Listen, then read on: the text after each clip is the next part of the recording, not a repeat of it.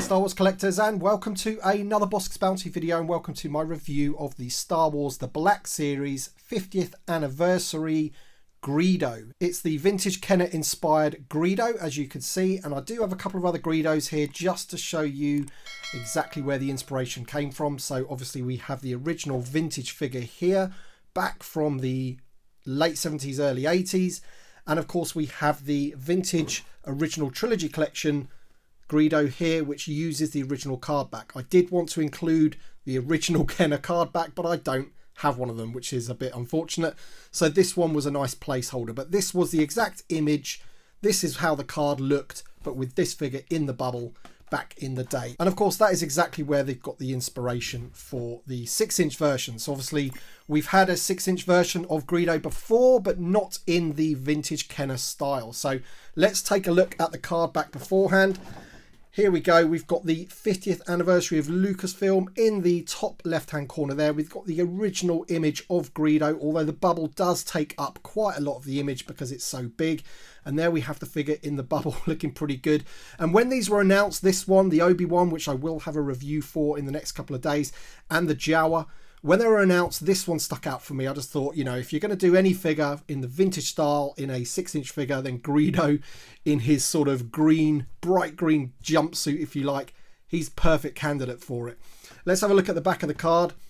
Awesome look at the back of the card there with the timeline of all of the Star Wars films on the back there. So you've got 1971 when Lucasfilm was created. And of course you've got 1977 to 1983 with the original trilogy.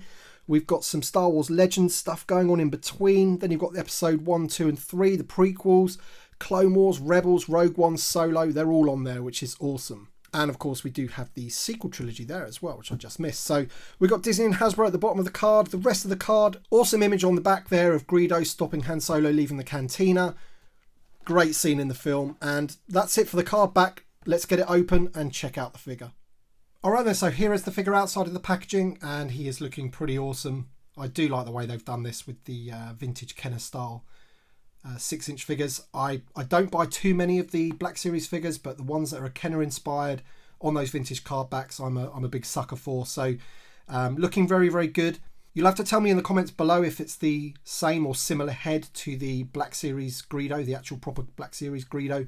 But he's looking pretty cool. If we compare him close up to the original Kenner version, they're very similar. They've done a really, really good job. He was always a strange figure, wasn't he, in his sort of like ribbed uniform. And he was always left-handed as well. The Black Series one is right-handed. And he holds the gun pretty well. He does have a trigger finger, as you can see there. And he does have a belt, which the original Kenner version does not. And the little blast here does fit quite well into the holster. As you can see, the belt does rattle around a little bit, but if you just pull it down onto his waist there, then it's not too bad. But he's looking pretty cool. Now, in terms of articulation, I don't know whether they've done this deliberately, but it is fairly limited in my opinion. So the head is just on a hinge, really. It sort of just goes back and forth.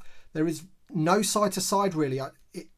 You can sort of move it around a little bit, but there is very little range of motion compared to, you know, a modern Black Series figure. So I don't know whether they've done that on purpose because it is trying to, you know, replicate a vintage figure. But the shoulders are on ball hinges, so they go out and all the way round. You have a ball hinge on the elbow, but that is as far as it's going to go, so not too much movement there. Obviously it does swivel, and we do have a hinge on the wrist. He has a kind of a diaphragm, like a ball on the waist, but again, very, very little movement. Plenty of spin, but not too much crunch. He has ball joints at the hips, a split at the thigh, double jointed knee joints, which go about that far, and he has a hinge at the ankle with a rocker. So they have put rocker ankles on this guy.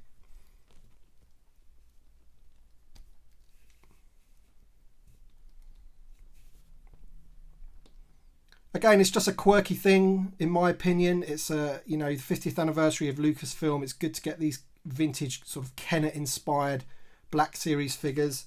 I think it's a pretty good idea. I wouldn't want too many of them, maybe. We've got the 3. We've got this one, Obi-Wan and the Jawa. Not too sure if they're going to make any more, but I guess it depends on how well they sell. But they're Amazon exclusives, I do believe. And again, this is what it's based on. This is how it all started. The vintage Kenner Greedo, which I do have to thank my friend Tom for giving me this, because I didn't actually have one of these ready for this review. So I do now. He is safely in my collection. So thank you for that, Tom. But there he is. That is Greedo.